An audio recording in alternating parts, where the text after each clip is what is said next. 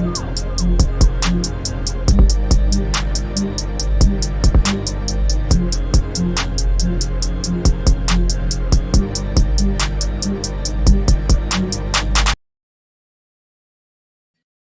what is going on, everybody? Welcome back to the PlayStation Drive on Carpool Gaming. This is episode 108. My name is Matt, and I'll be your driver for today's adventure. I'm joined by the returning Supreme Court of Canada himself, Mr. Court Lalonde. What's up, buddy? Hey, buddy. I'm on some drugs. I'm not gonna lie. My back's a little spicy, but I finally used the lumbar support properly on my gaming chair here. So, or I'm gonna get a new chair. I don't know. And I'm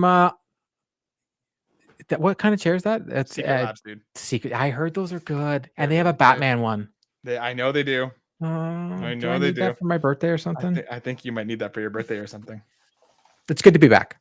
It's nice to have you back, dude. I hope you're feeling, energized and refreshed. It's great to be rocking with you once again. Folks, we have one big adventure of a show planned for you today. We have plenty of Final Fantasy to talk about. We have EA news, Starfield stuff, and a whole bunch of goodies, so strap in. But before we get to all that, we of course have to clean this dusty old garage of ours. If you're listening to us live on youtube.com/carpoolgaming right meow, please like the stream, leave a comment. We appreciate all of you so very, very much. If you're listening to us on your podcast service of choice, please hit us with those 5 stars, leave those reviews. Again, it helps us grow, and there will be more fun giveaways and stuff to come as the year rolls on. Shout out once again to our friend Kevin Ainsworth, the Muffin Mon, who walked away with Final Fantasy 16 with the giveaway last week. Appreciate all of you very, very much. And of course, if you have a couple extra bucks to toss our way to tip yo drivers, head to patreon.com/carpoolgaming, where you can put in bucks into the tip jar, and out comes a cornucopia of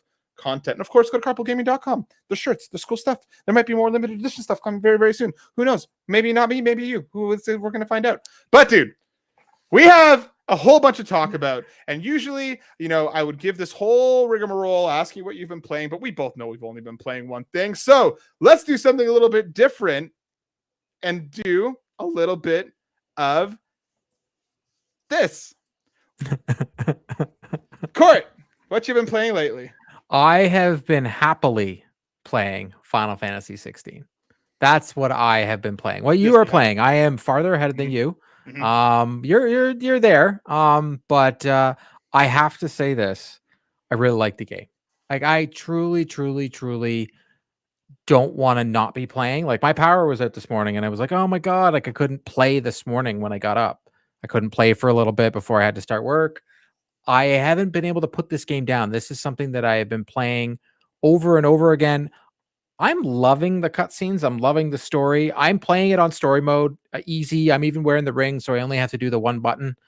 But I'm still having a lot of fun with it. And now I think I finally understand why so many people wax poetic so much about Final Fantasy, because the story is very compelling. The characters, there's all these different worlds going on. I think I said to you before that it reminds me a lot of Game of Thrones. Yeah, but like with like Dragon Age in there as well, like with what they're doing with this story specifically. But I'm having a lot of fun. Man, the game is so good. Like, it's just good. It's just fun. It's just good. And I just want to be playing it. Oh, look, Final Fantasy 9. I saw someone already say this earlier. So, Black Mage Phoebe. Yeah, dude, this game is just spectacular. For folks watching right now, yeah, I'm playing a little bit as we have a bit of a conversation about Final Fantasy 16 here. I'm only probably about I would say 6-ish hours into the game. I won't really go into any much spoilery stuff here, so don't worry. It's more like just run around and kill enemies while we have a conversation. I'm loving this game. I'm absolutely loving this game. I'll just go kill some folks. Stuff down here. Yeah, really adoring it. The combat is just so slick. Yeah, don't go into that city. Yeah, I'm not going to. The cutscenes are just massive and beautiful. They're phenomenal. They're just, it's so good, dude. And like, I know there's been some hullabaloo. There's been some ridiculous, review bombing and stuff, as the internet likes to do. But you know what? We're gonna keep this rolling, because we have a whole bunch of questions from the audience here about Final Fantasy 16. And again, if you want your questions right on the show, hit us up either on the Twitter post that goes live each and every week, or in the Discord, which is free to join and is in the notes. Just like Fulia did, our friend Fulish Fuji. I never thought I'd say this as a first-time player of this game, but I really like Final Fantasy 16. The story has me hooked and I cannot stop playing it. I'm also finding myself trying to take photos, and man, the detail in the scenes and the characters are amazing. Are you the type of person who will bring up photo mode at any given time in this game that you think will make a great shot? Or would you rather just play through the game and not worry about photo mode as much? Court, are you a photo mode person? If you remember our last conversation we were having, Matt, while I was still on my vacation, I was getting frustrated because I was like, I can't use photo mode here. And Matt's like, just do it. So I was frantically in a boss battle and I was just pressing the photo mode because these boss battles that they have, or the icon battles as well, they're so epic.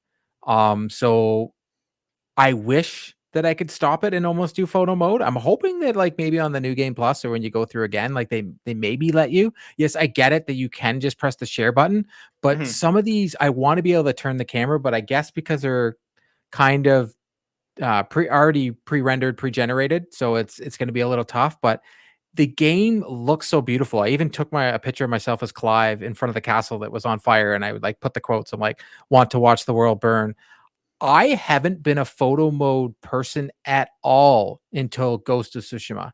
That was the first game where it was like, oh my God, I just want to take a photo here. I want to do this and this and this. And then when Horizon came out, the same thing happened over and over and over. And now I get frustrated when a game doesn't have photo mode.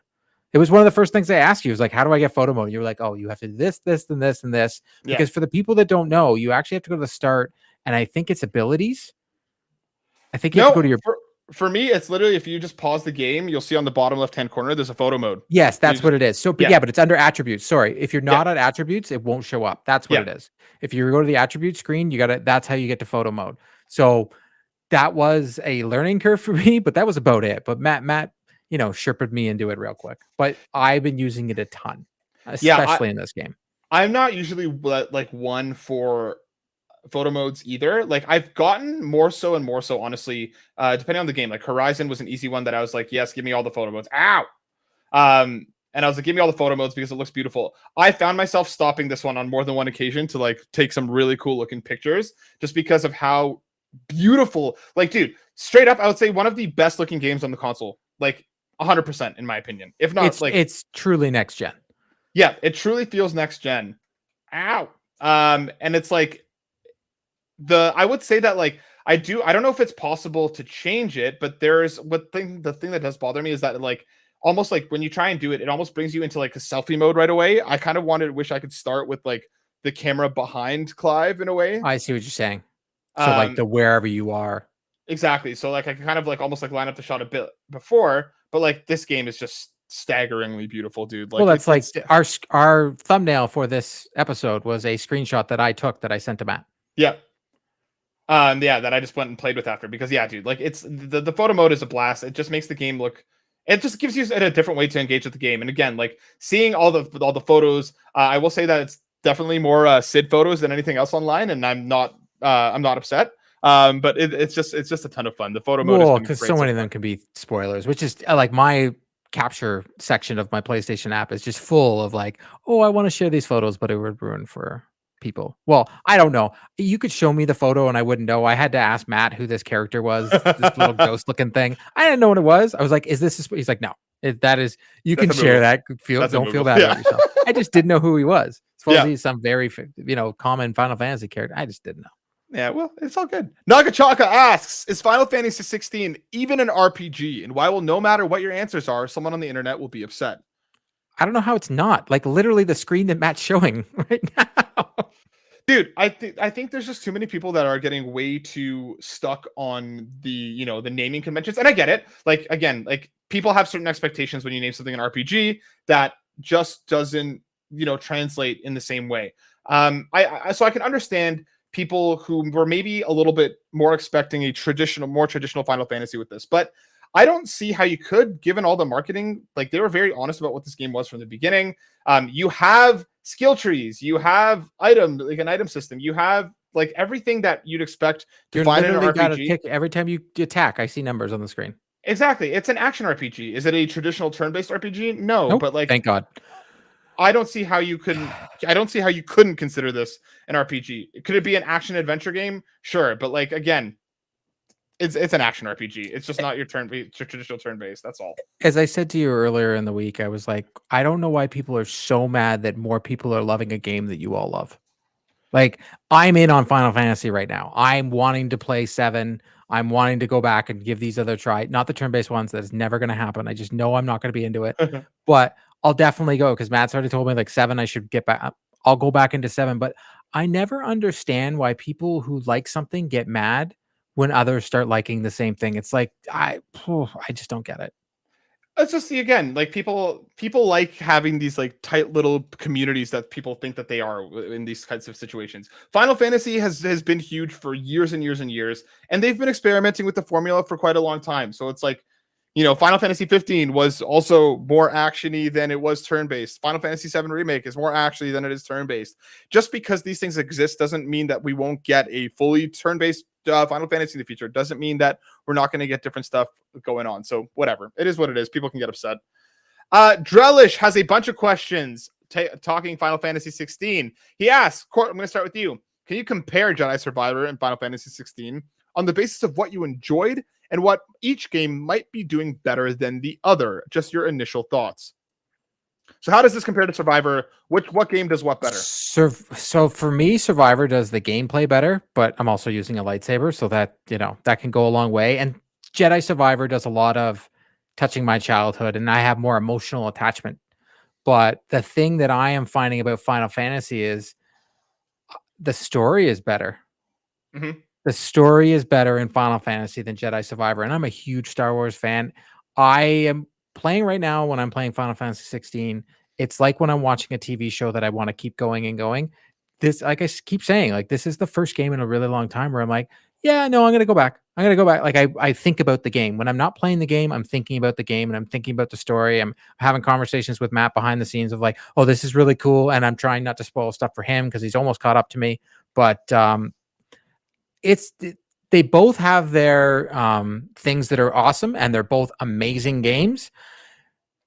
And I still am now having second, as of when I finished Jedi Survivor, I said to you, that is my game of the year. Yep. As of right now, Final Fantasy is taking over that section in my gameplay. Is. Diablo 4 didn't even hit my radar long enough for me to even consider it. But Jedi Survivor, love that game. Right now, it's still my game of the year, but I wouldn't be surprised at the end of Final Fantasy if the story continues to get this good that Final Fantasy will be my game of the year. Dude, and that's wild for me, considering coming into this year, it wasn't even close to being on your radar. No. And now we're talking about possibly being your game of the year. Drellesh continues to ask, Matt, it's me. Do you think Final Fantasy 16 pushes the envelope when it comes to RPGs? How are you feeling it might be setting a standard for other RPGs to follow? I don't think it is setting a standard, Drellesh. I don't think so at all. In my opinion, like, we've seen franchises change genres. We've seen franchises experiment in different ways. And I think this is nothing new for Final Fantasy. Is it genre defining? I don't think so. Will other series possibly try and go in a more action route to see if more people will connect to it? Possibly. But I think everything that it does very well. I don't think there's anything genre defining or massive here that's going to be like, oh, like, games are going to be copying this like you got with like a Breath of the Wild or stuff like that. I don't think we're going to get anything on that level. I just think everything that it does very, very well. I think it's set out to accomplish what it set out to do. And I think that's just kind of the point that this is at. I don't think that this is the best RPG ever, but I think it is a very, very, very fantastic game. I'm really enjoying it. But it also shows that they can go away from the status quo. Like Final Fantasy to me is always turn-based. And I was like, I've tried many turn-based, and especially because Matt keeps suggesting them, and then I play them, and I'm like, sorry, man, I just can't get into them. And this game here, I was just like, oh, it's just fun. Like every now and then, a hack and slash, that's what we grew up with. And I'm like, I'm okay with it. Well, a big part of with RPGs... Mind you, I will say this. The side quests are absolutely terrible. Yeah, the side quests are not great. Like at all. It's basically go here, do the thing, and then go over there and do the same thing. And sometimes it's like go around the corner and talk to this person and come back. Yep. Drellesh's next question: how did both of you find the learning curve coming into the game? For me, it's good. Like, I think it kind of ramps up in a steady way. I don't think it's doing anything here that's like, oh my god, I can't believe I'm doing this. And Josh in the comments in the chat as well saying, I think it's doing genre defining when it comes to accessibility. I think it's taking good steps. Well, we have a question related to accessibility that we'll touch on in a sec. I think it's doing steps in the right direction. I still don't think it's genre defining as much as it should be. Unfortunately, the RPG genre as a whole is quite behind on accessibility compared to some other folks and some other developers. But what do you think, Court? How was your time coming into the game? Well, the fact that I'm 10 hours in and I'm still learning things, but I think the demo was well needed. I also think this game sold more because of the demo. I said I was going to play this game, but I never told you I was day one. And then after the demo, I messaged you. I was like, I am all in on this game. And I think the demo taught me what I was put my expectations. And as I learn new skills and I learn new attacks and I learn more lore about the story, it's not doing it rather quickly. Some games just give you a tutorial and they're like, here you go. This game, it's taken 10 hours to get to where I am right now. And according to Ryan, I still have more to learn. But that's a good thing. That makes me if I'm learning new things as I go in the game, I find that to be better. If I learn everything there is to need to know about the game in an hour, there better be a good story. This is giving me everything. Yeah. Also, I hate spiders. Please get them off the screen. Okay, they're gone. I messed them up. Don't worry, buddy. Do you want DLC for this game moving forward? Yes. I will. I don't even have to think twice. Yes, I want DLC, and I think there's definitely ways of doing it. Especially given even the demo. There's stuff before. I want to know. For me, I think I'd have to wait to see how the game continues and how it ends, but I would like to see them do what they did with Final Fantasy 15 and give us DLC or expansions based on different characters. Let me play as Sid. Let me play as Jill. Give me pieces of their story that we haven't seen. There's a 10-year gap in this game that we don't even play.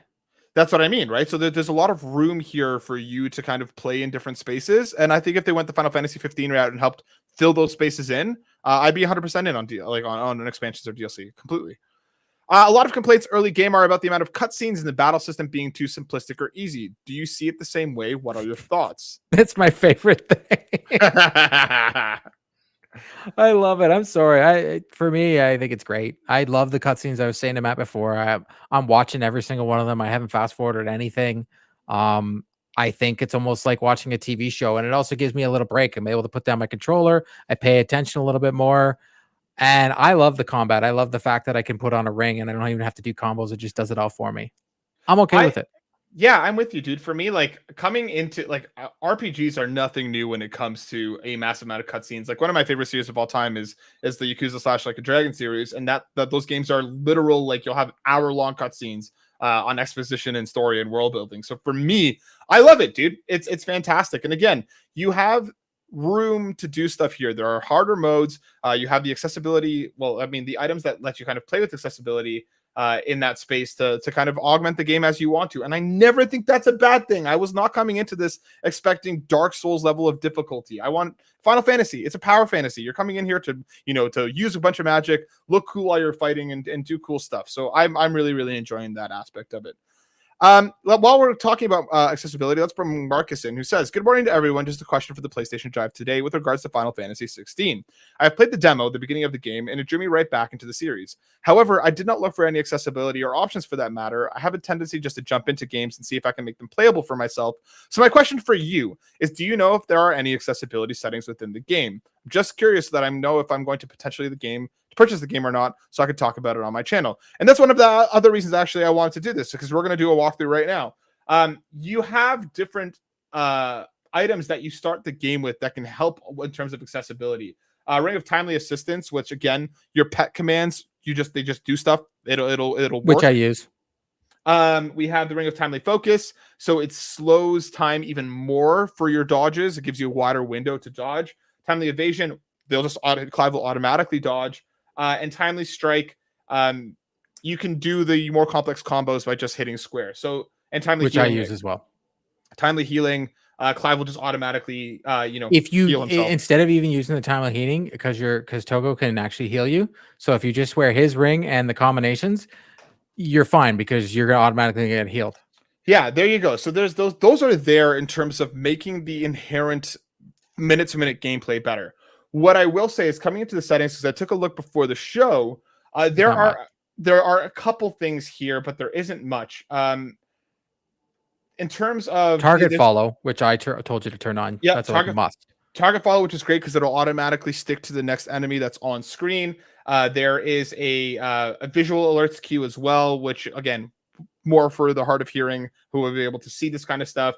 Subtitles are here. You can play with the subtitle sizing when it comes to, you know, actually being able to read them along with the background speaker names, hearing impaired subtitles.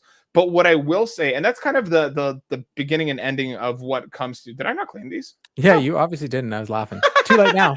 Too late now. Sell them. That's kind of it when it comes to accessibility. So there's some stuff here that'll help with the minute-to-minute gameplay. But when it comes to UI or when it comes to reading stuff on screen, I will say that like being close to it is great, but the text is a bit small. So I can imagine somebody may have more difficulty reading this, especially depending on how far you're sitting, what your personal situation is. And there's no way to fix the UI or make the size of the UI bigger. So especially when you're doing stuff like, you know, working through your items, again, things can look a little small depending on where you're looking from. So I will say that just be mindful of all of that. There's stuff here that'll help you with the minute-to-minute gameplay, but in terms of the kind of overall experience, it's a bit lackluster, I would say. It's, again, better than what we get from a lot of RPGs, but still has, room to go on that front.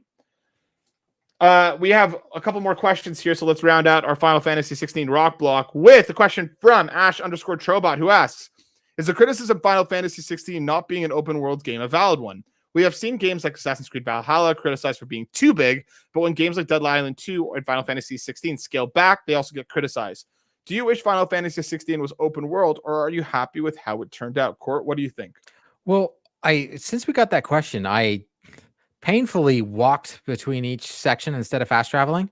So to me, it is open world because I can go to every pinpoint, and I don't mind I would probably call this more semi-open world because there's zone. Yeah, that's a perfect way because in each zone it's not as linear, but it's still pushing on that linear path, almost like Hogwarts kind of does, where no matter what, you have to still go to these areas to continue on with everything, but you can still go anywhere in this large zone of the map that you're in. And I would assume as I progress farther in the story, I'm going to have all these different obelisks that I can go to and all these different zones that I can go in. So it's definitely open world. It's not like GTA open world or Valhalla open world, but after Valhalla, that was the one where I was like, oh, I love my Assassin's Creed, but whoa, there's way too much to do. I like the semi-open world linear. I'm a big fan of it. I'm with you, dude. I feel like a lot of what we're getting here, and especially seeing the moments where like certain zones that you go to are very much, this is the story zone. You're going from point A to point B, but it looks incredible. The zones are beautiful. There's so much detail and so much variety within space to space that would be harder to do and harder to make it feel kind of coalescent on a larger open world. I'm glad that they didn't go fully open world, because what I will say, and one of my minor criticisms for the game so far, is that there isn't a lot to do in these zones. Like, there's a bit of exploration, yes. There's enemies that you can fight to kill and grind, yes. But like, there isn't a lot of reason to explore unless you're going somewhere for a side quest. You're going to find an item, you're going to find something like that, but like, there isn't a lot of reason to interact with the world at large. So if they went ahead and made it even bigger, I wouldn't really see the point without them adding then in system on top of system on top of system to let you engage with it in a different way. I'm like, we have enough of games like that. There's plenty of massive open world games that you can fish, farm, do this, that, or the other. Final Fantasy 16 is out here to tell you a story that gives you areas to play in, but I don't really need anything more than that from this game. Thank God I don't have to fish. I don't need any more fishing games, man. Yeah, right. Go play Bassmasters on PlayStation Plus. Mr. Midas, shout out to Mr. Midas. If you haven't seen our impression show with him from last week, he came on to talk about Final Fantasy 16. Go check that out. Asks, question, what are your thoughts on people review bombing Final Fantasy 16 because it is not a multi-platform game? Have a great episode and keep up the great work. Trash. I'll never understand the love of a plastic box. I understand you like brands and all, but to cause that much negativity in the world over a box, it just doesn't make sense to me. Like, yeah, I'm definitely of the minority where I play on all the consoles, and I play where it's better. I mainly play on PlayStation, but I'll just never understand this one because there's a lot of hardworking people that work so hard to develop this game, and that's their job. And these review scores, unfortunately, matter. So when people Yeah. do this, I am of the mind that the user review scores, they don't matter to me anymore. Mind you, review scores, we've talked about this. I'm not a huge review score person anymore. It's more of the person Yep. who is reviewing the game, or what their opinion is, or if we like the same games. Like, I've been trying more games because of Matt this year. Normally I don't play those games, but I'll take his and Ryan's opinion. I'm like, okay, I'll give the game a try. And everybody in the carpool community, if they suggest a game, I'm like, you know what? I'll go try the game. And that's where I'm forming my opinions. This review bomb stuff, it's just, there has to be a way that you can stop it, that you can prove. Like, the person should have to link their PlayStation account to that review screen. Otherwise, they can't leave the review. And if they do, that's fine. That's up to them if they want to put themselves out there. But these people are just keyboard warriors. Yeah, people are just getting out here. I think Final Fantasy 16 is also just a victim of timing. We're going to talk about a couple stories in a little bit, but everything that's going on with Starfield, with the Microsoft, EA, Bethesda, PlayStation battles, there's just a lot of this kind of stuff that's out there right now. So people are looking for reasons to be upset no matter what it is. And you know what? It's not like it's a it's toxicity across the entirety of every fandom. I have no doubt in my mind that when Starfield comes out, it's going to get reviewed by toxic PlayStation fanboys, just like Final Fantasy 16 is now by the wider array of audiences. Right? This isn't new. This isn't a surprise. There should be a better way to mitigate these kinds of things, but that's why it's like you can never count on the audience review scores anymore. It's useless. It's absolutely useless. Find critics that you like, find a community that you like to engage in, and that's how I do it too. For me nowadays, like I said, similarly, I'll try stuff that you guys talk about. I'll go to Skill Up because I find that he's usually very measured, and even if he doesn't like the same thing that I like, he at least has reasons that don't feel like I hate this game because the game is dumb. There's just too much vitriol and negativity out there. Too many people who are taking slam dunks left, right, and center because they feel like it's a win just for clout or just for internet fame.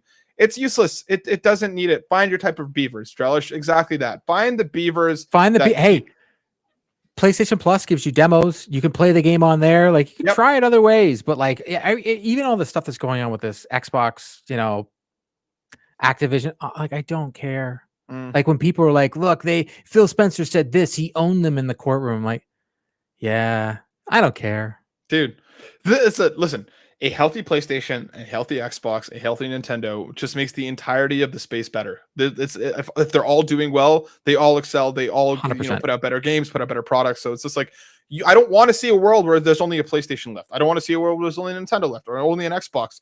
Variety and diversity amongst all of this is incredibly important. And like, again, play where you want to play. Play where you want to play. That's it. Enjoy the stuff that you want. Yeah, especially Last of Us Part 1, because it's the better one. Especially, I mean, that's one thing that I will go and review. Hold on, let me go make 100 Metacritic accounts and just send Last of Us Part 1 down into the grave. I love that game, but Part 2 is better.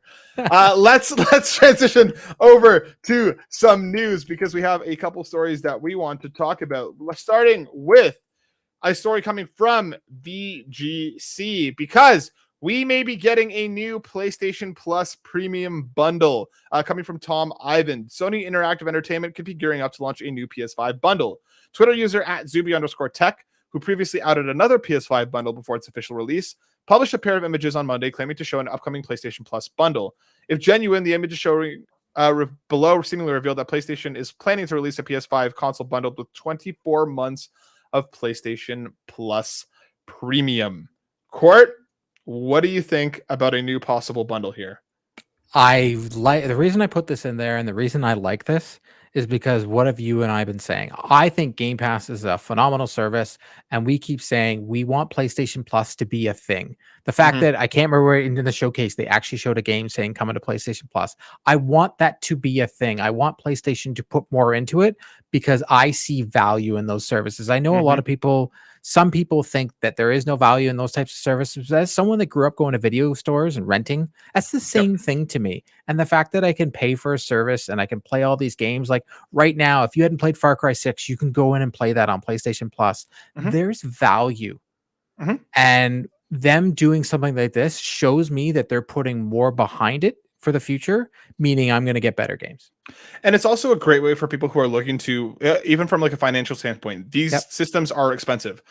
These subscriptions are expensive. I think I'd be curious to see what the price point comes in at this as, because again, like a year of PlayStation Plus Premium is something like what, 130, 140 Canadian. Yep. So again, having 2 years of that is theoretically a $300-ish value, right? So when you bring that in for somebody who is looking to buy a console and says, "Hey, I don't have to spend another $200 or $300 on 2 or 3 games, or a bunch of indie titles that would be fantastic.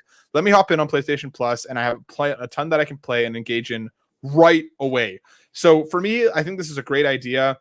You and I have shared thoughts about premium before. So that's a little thing. But like, again, apparently, a lot of people are subscribing to premium. That's evidently a lot of the data suggesting that premium is actually the more popular one. So I'm curious to see how that continues. But I think this is a win. Like, I'm just curious to see what the price point's going to be. Again, I agree with you. There's a lot of value in these, so why not? Let's move on to our next story, which is a little bit about EA. Coming from Insider Gaming, written by Tom Henderson, EA is splitting into 2 different organizations. EA has announced that its publisher will be splitting into 2 different organizations, EA Sports and EA Entertainment. The announcement was made in an EA blog, which said that the company was making the next step of its quote-unquote strategy by aligning our studios into 2 organizations that report to me, EA Entertainment and EA Sports.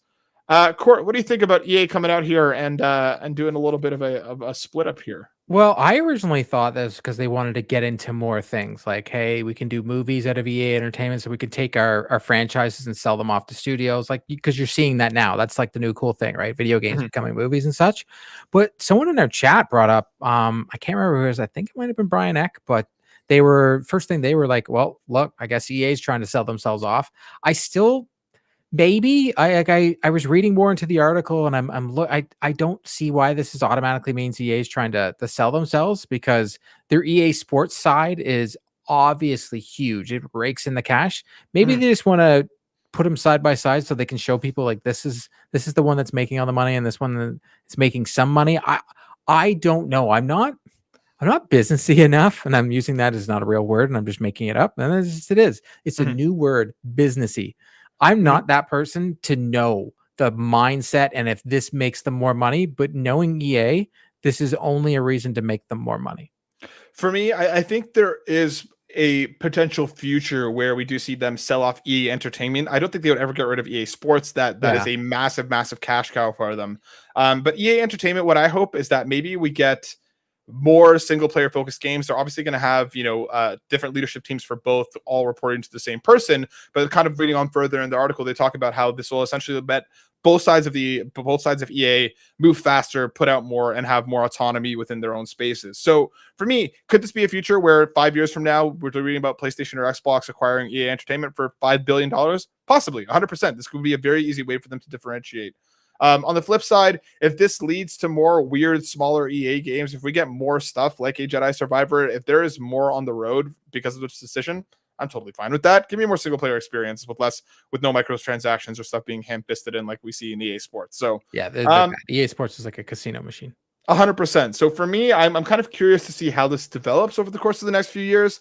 But I could totally see that point of a sell-off. But we'll see what happens as we continue on. Our next story coming from VGC, written by Tom Ivan. Sony says it will withhold PS6 details from Activision. PS6. Oh my God! Wait. Oh, that sounds terrible. Yep, a little bit. Yep. If it's acquired by Microsoft, the company says it would be unable to share sensitive information with the Call of Duty maker. During a deposition in April, SIE boss Jim Ryan told the U.S. Federal Trade Commission that the company's past collaboration with Activision led to the development of better features on PlayStation consoles that help the hardware stand out from the competition. But were Activision to be purchased by Microsoft, that partnership would be lost, according to Ryan. We simply could not run the risk of a company that was owned by a direct competitor having access to that information, he told the regulator.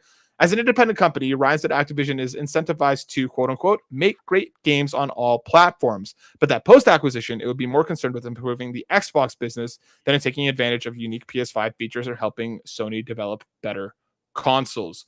What do you think, Court? It sucks for fans of Call of Duty that want to play it on PS6. I'm not a big Call of Duty guy, Yeah, but me neither. I see this as a no duh. Like, yeah, why would you want to? Your direct competitor in the console market, well, according to Microsoft, they're not, because Microsoft's already declared they've lost this console war, and no one beats Nintendo, so it is what it is. But I totally understand their stance on this. People are making a lot more out of this than maybe it should be. Like, yeah, why would you say, hey, Microsoft, here's everything we're doing for PS6?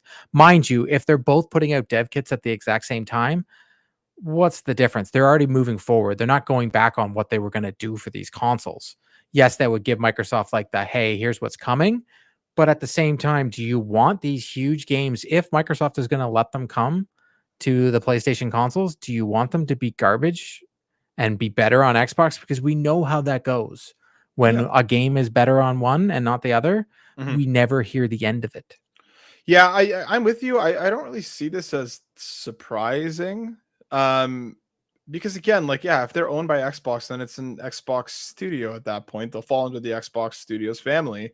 And even with the promise to keep Call of Duty multi-platform for this, for the next decade or whatever it was, I wouldn't be surprised if we see Xbox Call of Duty hit first on Xbox. If like, again, like, you're right in that if their dev kit's already going out, you know what I mean? Like, a lot of that's probably relatively locked in, but maybe it gives clues to software or to controllers or whatever else. So it's like, I don't know. Like, again, I'm not really affected by Call of Duty, the loss of potentially Call of Duty, but I do think that, like, this isn't surprising. It's like when the whole thing over the last week of Indiana Jones being Xbox exclusive. It's like, didn't we know that? Yeah, I thought for sure that was the worst news cycle I've ever seen for a day. The amount of people that took a victory lap on something that we already figured it or knew, like, it was so weird.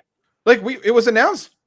Wasn't it During the announced during showcase. Xbox showcase? Sure, during the showcase. So, like, I don't know. So for me, this was like, well, yeah, obviously it's Xbox exclusive. Let's bring in our kind of final major story here. We have a couple more things that we'll touch on, but we also found out Spider-Man could have been an Xbox exclusive, and they turned it down. There you go. Insider Gaming, Mike Straw says Microsoft purchased Bethesda to stop Starfield from being a PlayStation exclusive.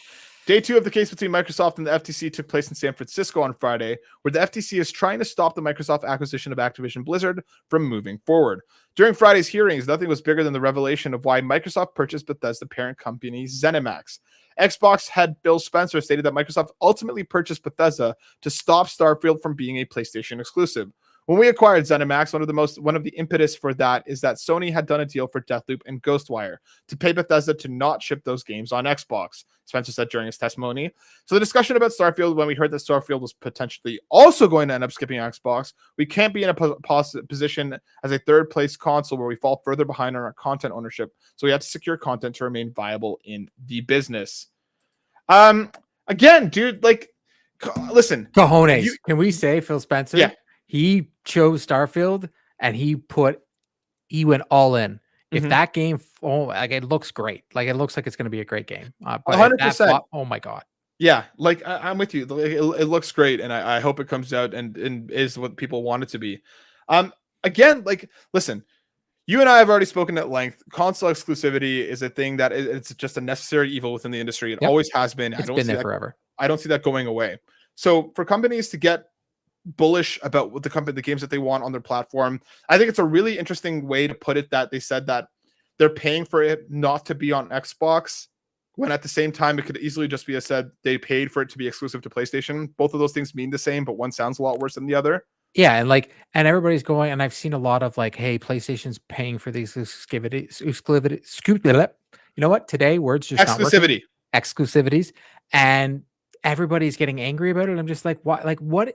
There is no difference to me at all between Microsoft going out there and buying the studios and PlayStation paying for exclusivities. And also at the same time, kudos to them. That's smart business. Like, this is a business. And I think people keep trying to like, well, this is the thing I love, but that's cool. The people that work in these things, this is the thing that puts food on their plate.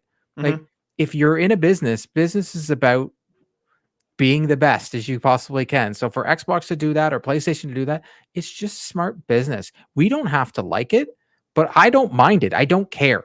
Like, I'll never be the one and like, oh darn, like, yeah, it sucks. I can't play Starfield on my PS5. but oh well, I'll just play it on my Xbox. Like I don't know, man. It's so weird. And People get granted, like so caught up in these little boxes. And obviously, like again, we both would love Starfield to be on every platform, just as we would like Spider-Man to be on every platform, or Uncharted to be on every platform. Like I like console exclusives. I think it's good for the industry.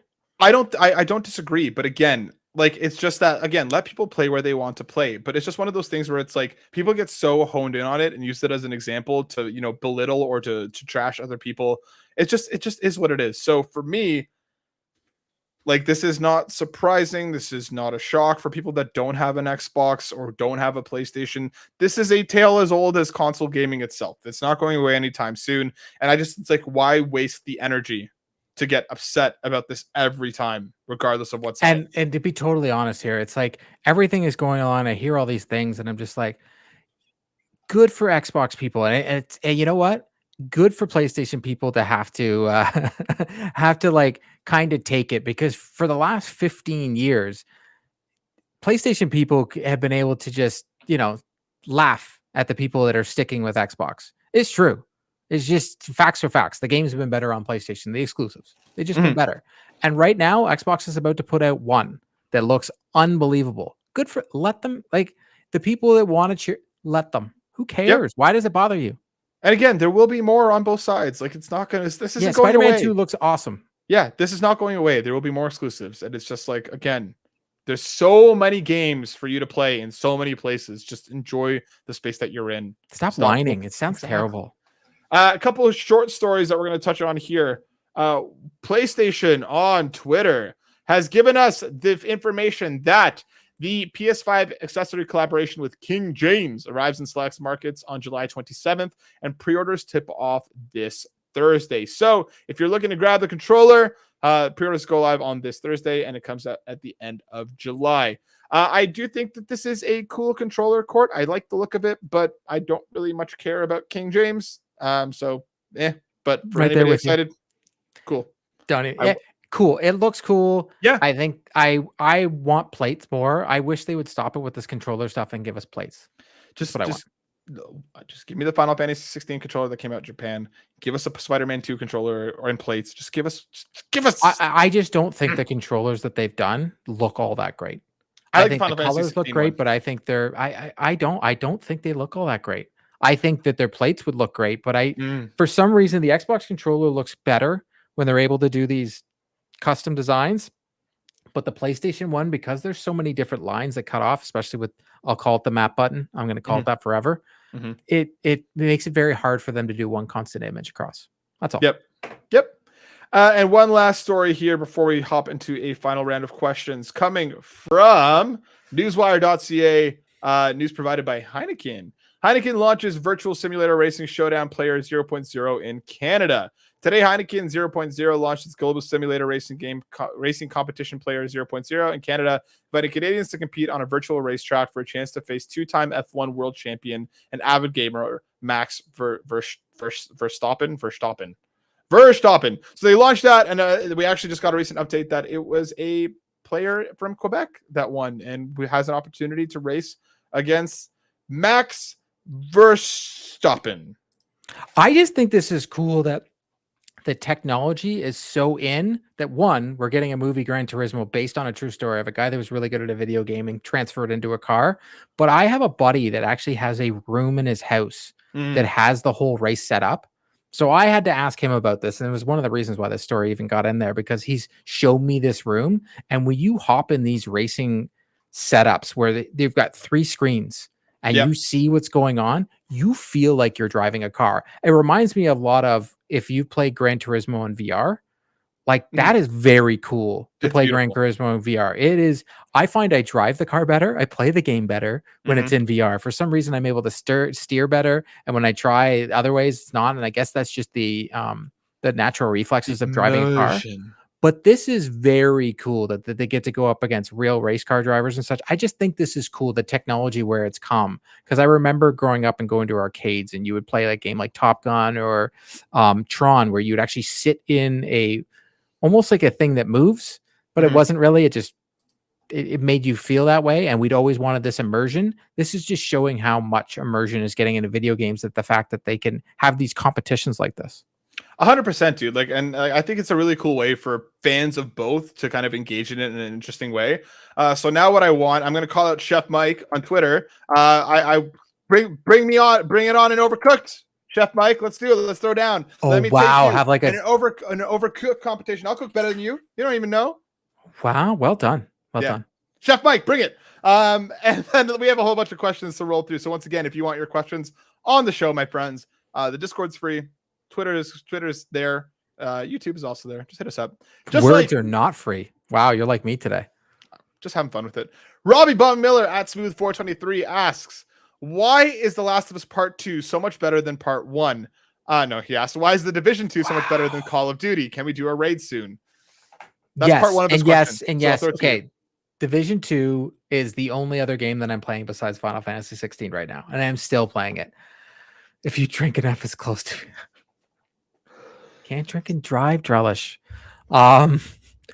I would love to do a raid, Bobby, but we need 8 people. So you have to join the FERDA. Okay, so for everybody who's listening, Division 2 is free right now on PlayStation Plus. So if you want to play with me and a couple of us, come in, get your level up. You can do it real quick. They'll start you at 30. All you got to do is get to level 40, and then we can all do a raid together. And you can play this game that I love. Darth Stridius has come in, and he's in my clan. It's the FERDA clan. Just come in, have fun. I love this game. I don't know what it is about this game. It is old. It's from the PlayStation 4, and I can't stop playing it. And FERDA is FERDA boys. FERDA boys. FERDA boys. And Robbie Bobby's second part of a question asks, why do we buy games on day 1/launch when things are usually on sale within the first 45 days of launch? They also have at least 2 or 3 patches and updates come within the first couple of weeks. Great question. For me, it's a lack of self-control. Yes. I want to be in right away. I want to enjoy the thing. Like I just love being part of the zeitgeist when it happens. A lot of video game chat moves on quickly from game to game to game to game, and waiting a month or two is for a lot of people, it's the intelligent thing to do. There's backlogs are massive. There's plenty of games from this year that I want to play that I haven't yet, but I still buy the new thing day one because I want to be part of that moment. It's a unique experience and something that I really enjoy. Plenty of my friends are patient gamers. They wait till sales. They wait later on. They play it at when they're ready to. What is that like? The like? No, what is that like to be patient? I don't understand. No, I don't get it. What is that? I don't know. But yeah, that's why I need to be in. I need to be in. Otherwise, I lose my mind. Yeah, me, it's all the FOMO. Like a game comes out and I'm just like, I'll buy it. I'll buy it. Like the amount of times that I've texted Matt, I'm like, should I just buy this? And you're like, dude, you won't even like this game. Like, why? I'm like, I don't know. Everybody's playing it. Should I not just get in to see what it's like? Like I had that with Elden Ring big time. That was the only game where I know I'm not going to like this game. The amount of times I'm like, should I just buy it? Should I just buy it so I can be like, hey, look at me dying all the time? Like, I don't know. Dude, I was the same way with Resident Evil 4 Remake. I kept hearing everybody talking about it, and I was like, I'm not gonna do it. I'm not gonna do it. I buy every Resident Evil, and then I never finish them. And then when I saw it ran great on Steam Deck, I was like, well, maybe I can play with it on the commute. And then I lost in that respect. Well, so Diablo 4 was a game that I played in the beta, and I was like, like this is the first Diablo, and then everybody bought it, and I'm like, all right, fine, I'm getting it day one. I played it for 2 weeks, and I'll probably never go back to it. There you go. Black Wyver says, hope you're both doing well. Thanks, buddy. You too. And thank you and everyone at Carpool for making PlayStation Drive such a great community. Questions for the show. He's got 3 questions here, Court. We'll move through them one by one. What are your thoughts on the upcoming game Remnant 2? Did either of you play Part 1? I have not played Part 1.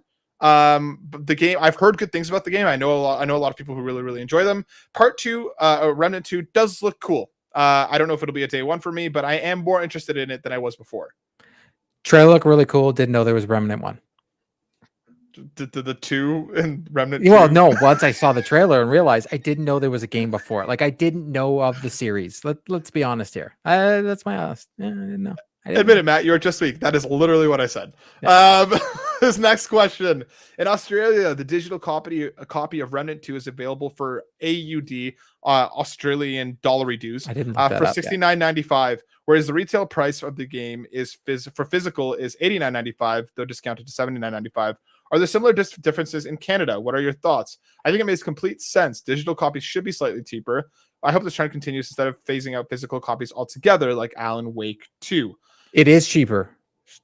So it is cheaper on digital versus even on Steam for the US. So yeah, and Steam for the Not US. in Canada. So for the US it's $49.99 to buy it on Steam to pre-order it right now. Oh, for the digital Remnant version. specifically. Okay. Remnant 2. Yeah. Yeah, no, he's just talking Remnant 2. So maybe that's something they did because it is also cheaper in Canada to buy the digital version over the physical version. I think this is definitely a thing that should be, especially because as someone that has been a old-time gamer, I got my grandpa outfit on when I talk about video games sometimes, but we used to get told that that's why video games cost so much. They used to show us this graph that was at GameStop or EB Games or even Electronics Boutique before, and it used to be always up on the wall and be like, here's the breakdown of why this game costs so much. And it used to have the marketing was in there, everything, but the physical disc, the physical copy, the artwork to be put on that, and the shipping and all that was all factored into the game. Well, I don't buy that anymore. I'm all digital. So why isn't it cheaper? 100%. I'm with you entirely. Like, I'm glad that Remnant 2 is kind of, leading the way with that, because that isn't something that we see normally whatsoever. And it should be like, it makes total sense. Why wouldn't a digital copy of a game cost less? And like, we know now that like a lot of these big companies have specific deals with a lot of the big box and a lot of the retailer stores, essentially that they can't undercut them significantly on digital platforms, because then again, why would you go to the store and spend more money if it's free, if it's cheaper on digital? So like we kind of know that to be more of the reason why. So until the big box stores get kind of phased out entirely and we can go entirely, which I think digital, is sooner rather than later. I would like to hope that we would see it then, but again, like why would they charge less if they know that they can get away with it? Dallas Man in the chat, I love the hype of a release I'm excited about. Me and my brothers play a lot of the same stuff, so our theorizing about story-based stuff is half the fun, and we got to play ASAP. Dallas, my dude, it is so good to see you in the chat. Hope you and the family are doing well. Appreciate you very, very much. And Black Wyver's final question: PlayStation are rumored to be testing cloud gaming for PS5 titles. With this in mind, do you think there could be more utility coming out of Project Q? And if this is true, will it get you on board, Court? What do you think? I don't play a lot of games on the go. I don't travel like I used to for work. So it is definitely not for me, especially, I'm in the minority here. I have a console upstairs and I have one downstairs. So for me, right, if I'm in the bathroom, in the doorway, if you go into the hallway, there's another couple sitting there. He sleeps on like an entire bed of them. Very awkward to get fitted sheets for about, I would guess, about 10 to 12 PS5s laid on their side. So Court can actually just do that anywhere. So yes.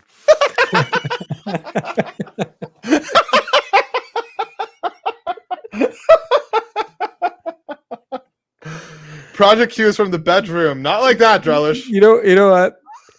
When it comes out, we know Nagachaka is so in on it. We will get Nagachaka to review it for us, because it's definitely I just don't. I have a what was it there? The backbone. I don't use the thing. It's sitting in a drawer. I used it for like a week. My phone caught on. My phone felt like it was going to catch on fire, and I was out. Yeah, for me, like I'm not in on Project Q. Listen, if PlayStation wants to send us some and prove us wrong, I dare you, PlayStation Canada, do it. Send it over. Prove me wrong. Prove me wrong. But for me, I have the Steam Deck, which again handles remote play perfectly fine. I do think that there's possibility for more utility on this thing than we know of, especially with them testing with the PS5 streaming. Is that going to work very well? Is it going to be on launch? There's questions here that haven't been answered yet. And the biggest question of all is, how much does this thing cost? Because I'm not spending $300 for something that I can already do on my Steam Deck or even on your phone. Well, interesting. In that whole like Microsoft thing, they kind of think they already put out their guess. I think they said the thing was just going to be just over $200. So that's what, like, I'm very, very curious to see how this comes together. But it's something that we're keeping an eye on. Ed Varnell from the Boss Rush Network at That Retro Code. We have 2 questions left, folks, so strap in for a few more minutes here. I've been away. I'm sorry. There's a lots of questions. Yeah, no, I mean, roll with us. If you were both to do a PlayStation State of Play where you introduce new games, ports, and that one final announcement, what would be on your list, and what final game would make the presentation memorable? Court, if you had the power to State of Play, what would you do? Okay, so I would first, because PlayStation is leading into these free-to-play games, my free-to-play game would be SOCOM. So I would show off SOCOM, and I would be like, here you go. It's going to be 4v4. You can do the whole co-op. It would be that would be mine. That would be the game. I would be like, hey, bring back the nostalgia, because there's a lot of us that have the income and we want to spend it. Then I would go to another free-to-play game, one that I thought for sure we were going to see at the showcase, and that would be Killzone. And we would bring back Killzone and make that free-to-play. Then I would go towards the whole family aspect, and I would show a brand new Sly Cooper. I would take the original Sly Cooper and I would remaster it from the ground up and start all over again and start the Sly Cooper series again. Then I would pan to the crowd and then have the noise come across the screen of the flutes and all the thing, and then Naughty Dog would go flying across the screen, and then you would see Uncharted come across the screen, and we would get a whole little quick cinematic trailer of the new Uncharted with Drake's daughter, because that's a real thing. Then I would go to the infamous remastered collection. Nice. And I would bring that right back. 1 and 2, we play as Cole again, and we'd start from the ground up. They would just do a refresh remaster thing, and they would make it 4K, 120 frames, make it beautiful, make it almost, look like the infamous Second Son, but just with the original Infamous, because there's a lot to work with there, and they get the small maps. It would be awesome. Then Ghost of Tsushima 2, because that's one of my favorite games. And I'm just going blockbusters. Like, this is just what I would do. Then I would have Naughty Dog come up again on stage, blow everybody's mind with The Last of Us 2 remastered. So we're getting Last of Us 1, we already had it, and now we have The Last of Us 2 remastered. Then Wolverine gameplay. Finally, Spider-Man 2. And then my one more thing. Neil Druckmann walks back up on the stage and does a mic drop, literally, and Last of Us 3 comes up on the screen. I like that a lot, dude. You and I have hit similar beats here, and I'm kind of into it. I think that would be if we got that State of Play / that showcase, that would be fire. Mr. Mattis, yeah, we played and talked about a bunch of Final Fantasy at the top of the show. So Court gave a bunch of his thoughts. I loved it. Here's my thing. Okay, we start off, screen goes black, and you hear a bit of a crackle, a bit of thunder, a bit of lightning. Crash through. We get Infamous 1 remake from the ground up. Quality of life overhauls. The game looks stunning. It looks beautiful. We're bringing back Infamous in a big way. Not a remaster, a remake from the ground up. Shadow of the Colossus style. Then again, cut to black. The flute comes back in. Ghost of Tsushima 2. We get a good look at it there. And along with the confirmation that all of Ghost of Tsushima 1 will be playable in VR soon. Like, I'm talking. You did that for me. I did that for you. I did that for you. Okay. We've had a bit of Dark and Dour with Infamous and Ghost of Tsushima. Next, we got a bright, colorful, beautiful trailer for a game that Court and I have been talking about and wishing into existence with Astro's Galaxy. Okay. All the worlds, all the levels. I love this. Oh yeah. All of the worlds, all of the levels are different PlayStation IP. It's Astro, Kingdom Hearts, basically mashed together as you travel through the different worlds. You get to hang out with PlayStation characters. It'd be awesome. Then we get Bend. We get new IP from them. I don't care what it is. I don't want more Days Gone. I just want to see what they're working on. Okay. Then we get Blue Point, new IP. I want to see what that studio can do from the ground up on their own. No, not bringing it back an IP. No, I know. I want them. I'm just wishing it into existence. I know, right? Then we get a trailer. Okay, we see somebody walking on a rooftop. Okay, they're wearing these blue shoes. You're like, what is this? What is this? It looks a little ballerina like. They walk to the edge of this rooftop, and then take a step. The camera follows them sideways. It's Spider-Gwen, baby. We're getting a full Spider-Gwen game from Insomniac. And again, that's it. It's just a teaser, just to set it up. See, I just didn't know where you're going. Blue shoes to ballerina just lost me there. I know. That's the thing, right? You got me in the end. Uncharted 5. Okay. We get again, similar. It's Nate's daughter, entirely playable in VR, by the way. Because I think those set pieces and stuff, unbelievable. Okay. Then we're going to get a good chunk of Wolverine gameplay showing us what the game looks like. Okay, and for the free to play, okay, we're with Astro. Okay, you think they're bringing back Astro's Galaxy? Okay, portal opens up. PlayStation All Stars Battle Royale 2, baby, free to play. We're gonna get a bunch of the characters back together. Okay, it's a throwdown, free to play, seasons passes, the whole thing. It's all cosmetic. Far too excited about new characters coming in. Okay, and then for the one more thing. Just when you thought it was over, on the high that is PlayStation's All-Star Battle Royale 2. All right. We see an empty chair, right? Man walks in, sits down. It's Blue Box Studios Hassan. He's talking to us. Okay. He's looking at it. He said, guys, I know you've been waiting for Abandon. Okay. I know this is what you waited for, but it's weird. Okay. He's talking to us. Doesn't look right. Looks a little too digital. His face kind of flickers. Okay. You're like, what is going on here? Is Hassan real? Is this all made up? Then all you see, lights go down, glitching, almost like Spider-Man. Glitches back in. It's Hideo Kojima. It's been him all along. He's been Hassan. It's Kojima back with the new IP, ready to throw things down on PlayStation. And it's like, that's all we get. You just see him sitting there in the chair. And then he just goes, new IP. And that's it. Okay. That's it. Wow. And that's how they're one more Chills. thing. It's Kojima. Chills. Hassan is Kojima. Chills. Blue Box is Kojima. It's all Kojima. Okay.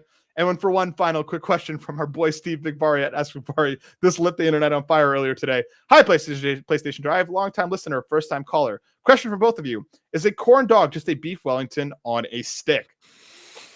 I already put out my theory on this. A corn dog is an abomination of food. It is disgusting. It should never exist because I don't know what it is. I like hot dogs, but when I have corn dog, that tastes like dirt on the bottom of my shoe. It is disgusting. It shouldn't exist. So that's what my answer is going to be. But then Gamer Graham came in with with this. A Pop-Tart is a Wellington. Yep. So Gamer Graham at GTM618 over on Twitter came up with this: the Wellington family showing beef Wellington, pigs in a blanket, Pop-Tart, corn dog. Not gonna lie, I had to Google what a beef Wellington was. Because dude, they're amazing. I'm telling you right now. Never tried one. Unbelievably good. But yeah, this sounds like a corn dog is a mobile. It's the mobile version of a beef Wellington. Okay. This is the PlayStation's mobile studios version of a beef Wellington. Okay? This is one that you get on the go. Corn dogs are fantastic. They are not. I'm all about them. I'm all about them. But dude, that brings us to the end of the show this week, Court. It was wonderful to have you back. I'm excited for this next roller coaster that we're about to go on again. But if people want to hear more from you, Court, where can they do so? They can find me at Courtland on Twitter or at Carpool Gaming on Twitter or Wednesday evenings at 8 p.m. on YouTube for 3 Dads and a Console. 3 Dads and a Console. That's right, Steve. I got you, buddy. As for me, you can find me over on Twitter at Matt_SilverSoul. Come hang out with us. We appreciate all of you all very much. Join the Discord. It's free. Before we go, obviously, we have a wonderful list of incredible people that we have to thank because they're just all great because they support us over on Patreon. Once again, we love and support all of our patrons very, very much. But we have to shout out our ultimate producers, Robbie Bobby Miller. Go check Robbie Bobby Miller at twitch.tv/Robbie Bobby Miller. Tony Baker, go to youtube.com/quest4pixels. Jonathan Brown makes incredible music. Go check out his link tree at pme. Including the intro to the show. Including the intro to the show and so much more all over Carpool. Lena Varro over at phoenixoverdrive.com, our fearless leader for the Phoenix Overdrive Extra Life team. And Trucker Sloth joining the ultimate producers. Thank you very, very much. Platinum producers, Markus McCracken, and RJ Kern, and our gold members, Adam K, Anna, Awesome Dave 1337, Bowsah, Cecily Carrozza, Dannohh, Drellesh, Emily O'Kelly, Fulish Fuji, Hoppel, John 32, Jonas Young, Jose Jimenez, Marcus O'Neill, ScheiGuy, Tim Aulph, and Tim Paullin. And we also want to make sure to, again, we welcome back Trucker Sloth to the ultimate producer tier, welcoming back Sean H to the exclusive tier, and a huge thank you to Awesome Dave 1337 for upgrading to gold member. Folks, we could not do this without any one of you, so we appreciate you all very, very much. And again, we'll have more for you in the future soon. Everyone, have a safe week. Enjoy gaming. We'll talk about Final Fantasy again soon. Be good. Peace.